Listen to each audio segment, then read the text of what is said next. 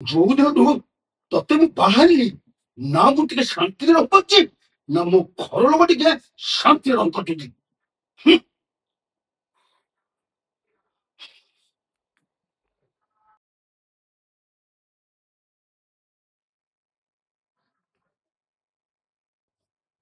ଆରେ ତମେ ଆସିଲଣି?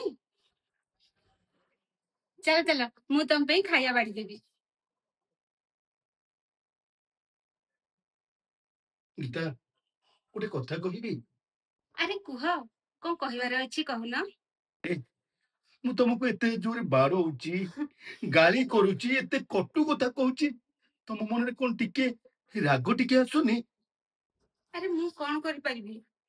ତମକୁ ଭଲ ପାଇଲି ବୋଲି ମୋ ଘର ଲୋକକୁ ପର କରି ତମ ହାତ ଧରି ଚାଲି ଆସିଲି।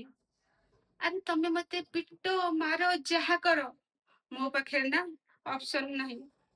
ଆଉ ଯଦି କେବେ ତମ ହାତରୁ ମାଡ ଖାଇକି ଯେବେ ମୁଁ ମରିଗଲି ନା, ସେଇଟା ମୋ ଭାଗ୍ୟ।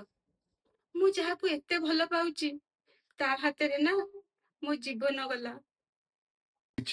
ସେମିତିଆ କଥା କୁହନି। ଆଉ ତମେ ତ ଜାଣିଛ ଆମେ ପଢିବା ଶିଖି ଆସି ବାହା ହେଇ ଯାଇଥିଲେ, ଆଉ ଆମ ବାହାଘର ପାଇଁ ଆମ ଘର ଲୋକ କେହି ବି ଖୁସି ନାହାନ୍ତି। ଆରେ, ତମର ସେଇ ଛୋଟ ଛୋଟ ଭୁଲ ନା ତାକୁ ବଡ ବୋଲି ଦେଖାଯାଉଛି। ଆଉ ସେଇ ଛୋଟ ଛୋଟ ଭୁଲ ପାଇଁ ସେ ଆସିକି ମତେ ଏତେ କଥା ଶୁଣଉଛନ୍ତି। ଆଉ ସେ କଥାଟା ଶୁଣିଲା ପରେ ମୋ ମୁଣ୍ଡ ନା ପୁରା ଟେନସନ ହେଇଯାଉଛି। ଆଉ ସେ ଟେନସନ ନା ରାଗିକି ମୁଁ ତମକୁ ହାତ ଉଠେଇ ଦଉଛି।